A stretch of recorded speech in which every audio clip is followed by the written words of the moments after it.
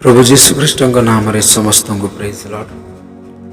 आज आम कि समय ईश्वर वाक्य ध्यान करवा। आज टॉपिक होची आज्ञा पालन भी प्रेम अटे। मुझे निकट गोटे वाक्य रखा चाहूँगी। जौन लिखित सुसमाचार तार 14-15 पद आपण मैंने देखिपारे। जदि तुम्हें माने मते प्रेम कर ताहा हेले मोर आज्ञा सब पालन कर।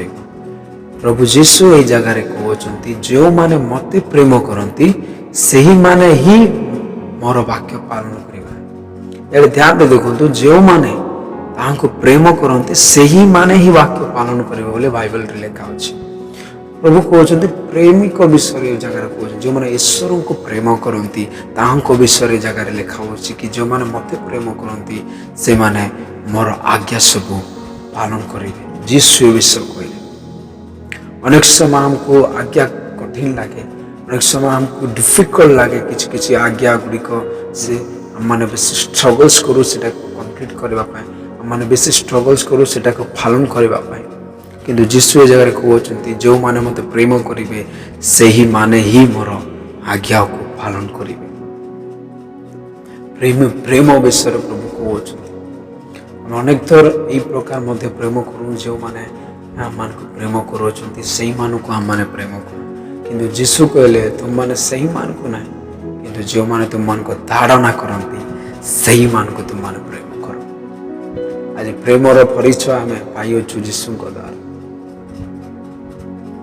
बाइबल रे हमें प्रेमर परिचय पाइछु। तो प्रेम क्यों की प्रकार अच्छी आपण माने स्पष्ट रूप रे ए पवित्र बाइबल रो आपण माने जानि पारे। प्रेम केबे भी विरोध रे कथा कहे ना। प्रेम केबे भी अपकार स्मरण रखे ना। आज गोटे व्यक्ति को जदि तुम मैंने किसी कहीदेव से गोटे कथा को 5 वर्ष 6 वर्ष 10 वर्ष भी से गोटे वाक्य को हृदय रखिथे, किंतु बाइबल कहूँ प्रेम रे चलवा व्यक्ति माने केबे भी से वाक्य को स्मरण रखिबे ना। जदि यही प्रकार आज भी किसी लोकों कथा को आपण मान हृदय रखी अच्छ प्रति तुम क्रोध आज भी आसुच्छी, सत्य कहूँ आपण माने प्रेम रे नहांती से वाक्य को से भूलिबे ना। अपकार स्मरण रखे ना। प्रेम विरक्त हुए ना। प्रेम केबे भी अन्य विरोध रे कथा कहे ना। ताको बाइबल कहे प्रेम बोले। आज आम प्रेम को आम अलग बुझु, किंतु सत्य प्रेम केबे भी विरोध रे कहे ना। सर्वदा सत्य प्रेम चुप रहे, ता विरोध रे कौन हो गले भी से चुप रहे। ताको बाइबल कहे एटा प्रेम बोले। हालेलुया। मु आउ गोटे वाक्य आपन निकट रखा चाहे। जौन लिखित सुसमाचार 14-21 से लेखा अच्छी जे मोर आज्ञा सब ग्रहण करे पालन करे से ही तो मते प्रेम करे, और जे मते प्रेम करे मोर पिता ताहाको प्रेम करिवे, पुणी मु ताहाको प्रेम करिवे और ता निकट रे आपना को प्रकाश करिवे। जीशु आउतरे जगह कहते जो माने मते प्रेम करती से मान को ठारे मु आपना को प्रकाश करिवे। प्रेम करी आज्ञा पालन करती। प्रथम कहले जे मते प्रेम करे से ही मोर आज्ञा पालन करेगा, किंतु एबे सेकेंडरी प्रभु जीशु कहते जे मोर आज्ञा सब ग्रहण करी पालन करे से तो मते प्रेम करे। एबे सेकेंड वाक्य रे प्रभु कहते आज्ञा सब ग्रहण करी पालन करे से ही मते प्रेम करे। बाइबल रे प्रकार जीशु कहते जो माने मोर आज्ञा सब को पालन करती तार साइन कि से माने मते प्रेम करती। आज अनेक थर आमको लगे कि ईश्वर को आज्ञा सब पालन करने बेसी कठिन, किंतु मुझे निकट आउ गोटे वाक्य देखा चाहे। किसी लोक मान ईश्वर का वाक्य पालन करने ईश्वर को इच्छा चलवाई बेसी कठिन लगे। बेले बेले गोटे व्यक्ति मत कहले मुझे पचारि कौन तो ईश्वर का वाक्य पालन करने कठिन कि सहज, से कहले बेसी कठिन। मुझे कहली जो मैंने ईश्वर को प्रेम करती कठिन ना, किंतु जो मैंने प्रेम करती ना कठिन। यही प्रकार जीशु भी कहते ये पढ़ा प्रथम जौन 5-3 पद। कारण ईश्वर को प्रेम करने अर्थ ताहां आज्ञा पालन करवा, आज्ञा सब भार स्वरूप नुहे। କାହାକୁ ଭାର ସ୍ୱରୂପ ଈଶ୍ୱରଙ୍କ ଆଜ୍ଞା ଯେଉଁମାନେ ତାହାଙ୍କୁ ପ୍ରେମ କରନ୍ତି ନାହିଁ, କିନ୍ତୁ ଯେଉଁମାନେ ତାହାଙ୍କୁ ପ୍ରେମ କରନ୍ତି ତାଙ୍କ ପାଇଁ ଇଜି ଅଟେ ସବୁ ଆଜ୍ଞା। ଈଶ୍ୱରଙ୍କ ଆଜ୍ଞା ତାଙ୍କ ପାଇଁ ବେଶୀ ଇଜି ଅଟେ ଯେଉଁମାନେ ପ୍ରେମ କରନ୍ତି।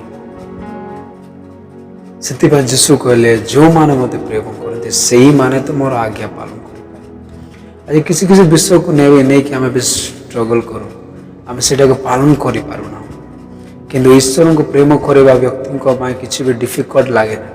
ସେମାନେ ସେଇ ଅନୁସାରେ ଚାଲିବେ, ତାଙ୍କ ଅନୁସାରେ ଚାଲିବେ, ଈଶ୍ୱରଙ୍କ ଅନୁସାରେ ଚାଲିବେ, ଈଶ୍ୱରଙ୍କ ଇଚ୍ଛାକୁ ନେଇ ଚାଲିବେ, କାହିଁକି ସେମାନେ ତାହାଙ୍କୁ ପ୍ରେମ କରନ୍ତି।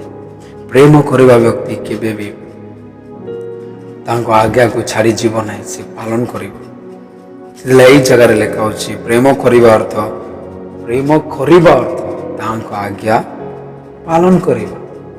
ଈଶ୍ୱରଙ୍କ ପ୍ରେମ କରିବା ଅର୍ଥ ହେଉଛି ତାଙ୍କ ଆଜ୍ଞା ପାଳନ କରିବା। ଯେଉଁମାନେ ଆଜ୍ଞା ପାଳନ କରନ୍ତି, ପ୍ରେମ କରନ୍ତି, ତାଙ୍କ ପାଇଁ ସବୁ ଇଜି ଅଟେ, ସବୁ କିଛି ବି କଷ୍ଟ ଲାଗେ ନାହିଁ, ଡିଫିକଲ୍ଟ ଲାଗେ ନାହିଁ। ସେମାନେ ସେ ଆଜ୍ଞାକୁ ପାଳନ କରନ୍ତି। ଆପଣଙ୍କ ନିକଟରେ ମୁଁ ଦୁଇଟା ବ୍ୟକ୍ତିକୁ ରଖିବା ପାଇଁ ଚାହୁଁଛି।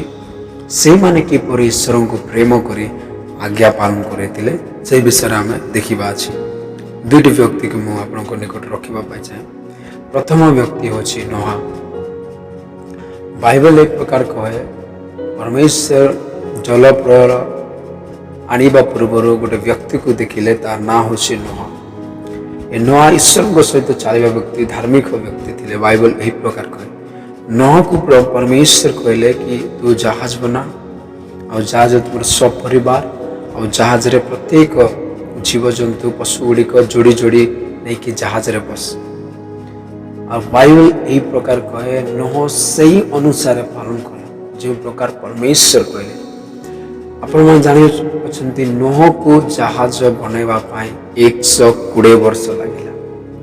120 years ଲାଗିଲା ଯେତେବେଳେ ନୋହା এই ଜାହାଜକୁ ବନେଇଲା। ବାଇବେଲ ଏହି ପ୍ରକାର କହେ ସେ ପରମେଶ୍ୱର କ'ଣ କହିଲେ ସବୁକୁ ସେ ଗୋଟେ ଭକ୍ତି ସହିତ ପାଳନ କଲା ବୋଲି ବାଇବେଲରେ ଲେଖା ଅଛି। ଏଭ୍ରି ପୁସ୍ତକରେ ଲେଖା ଅଛି କି ସେ ବିଶ୍ୱାସ ସହିତ ଭକ୍ତି ସହିତ ସେ ବିଷୟକୁ ପାଳନ କଲା ବୋଲି।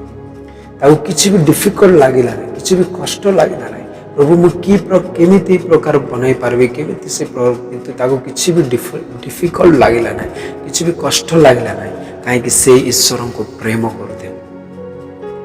ଈଶ୍ୱର ଜାଣେ କ'ଣ ପରମେଶ୍ୱର କ'ଣ କହିଲେ ସେହି ଅନୁସାରେ କାର୍ଯ୍ୟ କଲା, କାହିଁକି ସେ ଈଶ୍ୱରଙ୍କୁ ପ୍ରେମ କରୁଥିଲା। 120 ବର୍ଷ ଗୋଟେ ଜାହାଜକୁ ବନାଉଥିଲା ସେ। 120 ବର୍ଷ ଗୋଟେ ବିଷୟକୁ ସେ କରି ଚାଲୁଥିଲା, ଖାଲି ଜାହାଜ ବନାଉଥିଲା। ଏତେ ଆଜ୍ଞା ପାଳନ କରୁଥିଲା ଈଶ୍ୱରଙ୍କ ବାକ୍ୟକୁ ନେଇ, ଈଶ୍ୱରଙ୍କ ବାକ୍ୟକୁ ନେଇ କେତେ ଆଜ୍ଞା ପାଳନ କଲା। ସେଥିପାଇଁ ପ୍ରଥମ ଜନ ଲେଖା ହେଉଛି ଈଶ୍ୱରଙ୍କ ପ୍ରେମ କରିବା ଅର୍ଥ ହେଉଛି ତାଙ୍କ ଆଜ୍ଞା ପାଳନ କରିବା। ତାଙ୍କୁ ପ୍ରେମ କରିବା ଅର୍ଥ ହେଉଛି ତାହାଙ୍କୁ ଆଜ୍ଞାକୁ ପାଳନ କରିବା। ସେଥିପାଇଁ ଆମେ ଯଦି ଈଶ୍ୱରଙ୍କୁ ପ୍ରେମ କରୁଛୁ, ତାହାଙ୍କ ଆଜ୍ଞା ଆମକୁ କେବେ ବି କଠିନ ଲାଗିବ ନାହିଁ। ତାଙ୍କ ଆଜ୍ଞାକୁ ଆମେ ପାଳନ କରିବୁ, ସେ କ'ଣ କହିଲେ ସେ ଅନୁସାରେ ଆମେ ଚାଲିବୁ। ଆଉ ନୋହ 120 ବର୍ଷ ଜାହାଜକୁ ଈଶ୍ୱରଙ୍କ ଆଜ୍ଞା ଅନୁସାରେ ବନାଇଥିଲା। 120 ବର୍ଷ ଲାଗିଥିଲା, କିନ୍ତୁ ତାକୁ କଠିନ ଲାଗିଲା ନାହିଁ, କାହିଁକି ସେ ଈଶ୍ୱରଙ୍କ ପ୍ରେମ କରୁଥିଲା। ଈଶ୍ୱରଙ୍କ ଦୃଷ୍ଟିରେ ଯେଉଁମାନେ ଆଜ୍ଞା ପାଳନ କରନ୍ତି ତାହା ପ୍ରେମ ଅଟେ। ଯେଉଁମାନେ ବି ଈଶ୍ୱରଙ୍କ ଆଜ୍ଞାକୁ ପାଳନ କରି ଚାଲନ୍ତି, ଈଶ୍ୱରଙ୍କ ଦୃଷ୍ଟିରେ ତାହା ପ୍ରେମ ଅଟେ। ପ୍ରେଜ୍ ଦ ଲର୍ଡ। ମୁଁ ଆଉ ଗୋଟେ ବ୍ୟକ୍ତିଗତ ଆପଣଙ୍କ ସାମ୍ନାରେ ରଖିବା ପାଇଁ ଚାହେଁ, ତାହା ହେଉଛି ଅବ୍ରାହମ। ବାଇବେଲ ଏହି ପ୍ରକାର କହେ ଅବ୍ରାହମଙ୍କ ଠାରେ କିଛି ସନ୍ତାନ ନଥିଲା। ଆଉ କିଛି ସମୟ ପ୍ରଭୁ ତାଙ୍କୁ ପ୍ରତିଜ୍ଞା ଦେଲେ ମୁଁ ତୁମକୁ ଗୋଟେ ସନ୍ତାନ ଦେବି। କିନ୍ତୁ ଏହି ପ୍ରକାର ସମୟ ଥିଲା କି ଅବ୍ରାହମ ଆଉ ସାରା ଠାରେ କିଛି ସେ ଶକ୍ତି ନଥିଲା ଯେ ସେମାନେ ଛୁଆକୁ ଜନ୍ମ କରିପାରିବେ। କିନ୍ତୁ ବାଇବେଲ ଏହି ପ୍ରକାର କହେ ପରମେଶ୍ୱର ସାମର୍ଥ୍ୟ ଦ୍ୱାରା ତାଙ୍କୁ ସନ୍ତାନ ଦେଲେ। ଆଉ ସନ୍ତାନ ଦେଲା ପରେ ସେ ଛୁଆ ସହିତ, ସେ ପୁଅ ସହିତ ଅବ୍ରାହମ ଟିକେ ବେଶୀ ପ୍ରେମରେ ରହିବା ପାଇଁ ଷ୍ଟାର୍ଟ କଲେ। ଗୋଟେ ସମୟ ଆସିଲା, ପରମେଶ୍ୱର ତାଙ୍କୁ ପରୀକ୍ଷା କରିବା ପାଇଁ, ଟେଷ୍ଟ କରିବା ପାଇଁ ଆସିଲେ। ପରମେଶ୍ୱର କହିଲେ ଅବ୍ରାହମ ମୋ ପୁଅକୁ ନେଇ, ଯାହାକୁ ତୁମେ ବେଶୀ ପ୍ରେମ କର, ତାହାକୁ ନେଇ ମୋ ପାଇଁ ହୋମ ବଳିଦାନ ଚଢ଼ାଅ। ବାଇବେଲ ତାପରେ ଏହି ପ୍ରକାର କହେ ଅବ୍ରାହମ से डिफिकल्ट से कठिन विषय को पालन कला। आम जदि होता बेले आम कही प्रभु कहीं प्रकार कर प्रभु एत वर्ष पर गोटे सन्तान देल कि से सन्तान को भी आज नौच बोले कही था किंतु से विषय ताको कठिन लगिला नहीं। से ईश्वर कौन कहले परमेश्वर कौन कले से विषय को से पालन कला कहीं से ईश्वर को प्रेम करुला। से प्रेम करुला परमेश्वर को। से परमेश्वर कौन कहले सेटा को से धरी सेटा को नहीं से सीधा गला पर्वत को गला और वाक्य कहे होम बोली अर्थ हूँ काटिकी जलाई देवा। ताको ए विषय टिके भी कठिन लगिला नहीं। आज लोक मैंने किसी किसी विषय को छाड़िबा पाई कहीं कठिन लगे कहीं स्ट्रगल्स आसे। अनेक लोक द्वारा अनेक पालक द्वारा प्रभु आम मान कथा कहती से विषय को आम छाड़िबा पाई बेसी स्ट्रगल करती लोक मैंने। बाइबल कहे प्रेम कर तो आज्ञा पालन करवा। आ जे माने तांको प्रेम करती किसी आज्ञा कठिन लगे ना किंतु आज लोक मैंने स्ट्रगल्स कर किसी किसी विषय को छाड़िबा पाई से माने जल्दी छाड़ी पारना। जो माने प्रेम करती से माने ही तार आज्ञा पालन करती। Praise the Lord. और बाइबल यही प्रकार कहे अब्राहम जिते बेले हस्त उठाई मारिबा पाई जाउथिले से टाइम रे परमेश्वर डाकिला हाँ बस अब्राहम स्टॉप मो जानिली तुम मत भय करुअछ मोर आज्ञा पालन करुअछ। इंग्लिश बाइबल रे लिखा अछि जेनेसिस 22:12 से ओबे लिखा अछि। से ईश्वर को आज्ञा को पालन कर। से ईश्वर को आज्ञा को से पालन कर कहीं से ईश्वर को प्रेम करथिला। यही आज्ञा पालनटा ईश्वर को दृष्टि रे प्रेम अटे। आपण को आज्ञा पालन ईश्वर को दृष्टि रे प्रेम अटे। कठिन दिसिला नहीं। गोटे छुओ से निज पुओ को काटिबा पाई से जाउथिला कहीं से ईश्वर आज्ञा को नहीं ईश्वर को प्रेम करथिला से ईश्वर को आज्ञा को से पालन करबा पाई गला। आज जदि आपण माने ईश्वर को प्रेम करती बेले सत्य को अछि तांको आज्ञा आपण को केबे भी कठिन लागिब नाही। तांको वाक्य केबे भी आपण को कठिन लागिब नाही। आपण माने सेटा को पालन करिवे काहे कि आपण माने ईश्वर को प्रेम करती। बाइबल स्पष्ट रूप रे कहे जो माने ईश्वर को प्रेम करती सही माने ही तांको वाक्य को पालन करिवे। मंडली आसीबा प्रेयर करिबा वर्शिप करिबा सेटा ए विषय मध्य नुहे किंतु जो माने ईश्वर को प्रेम करती सही माने ही तांको वाक्य पालन करती बोले प्रभु यीशु ख्रीष्ट कहउछंती। मंडली आसीबा वाक्य पढ़िबा मंडली आसीबा प्रत्येक संडे मंडली आसीबा ईश्वर को आराधना करिबा से विषय मते यीशु कहनांती किंतु जे माने मते प्रेम करती से माने ही मोर आज्ञा पालन करते बोले प्रभु यीशु कहउछंती। ए दुई जन व्यक्ति को कठिन दिसिला नहीं कहीं से माने ईश्वर को प्रेम करुथिले तांको आज्ञा को नहीं चलुथिले तांकर प्रेम थिला परमेश्वर ठारे आ तांको किछि दिसिला नहीं किंतु ईश्वर को प्रेम ठारे से माने लिप्त थिले।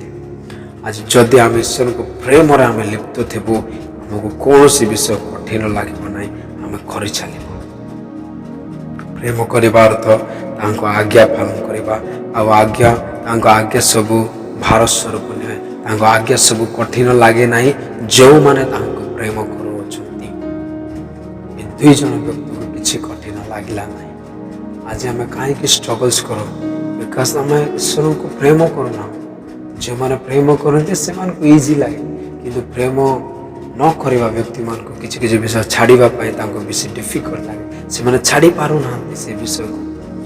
आज पर्यंत किसी किसी लोक माने से विषय गुडी कर लिप्त अछंती कि संसार विषय रे कि अन्य विषय रे किसी विषय रे से माने लिप्त अछंती। क्रिश्चियन ईश्वर को जानी मध्य से माने लिप्त अछंती।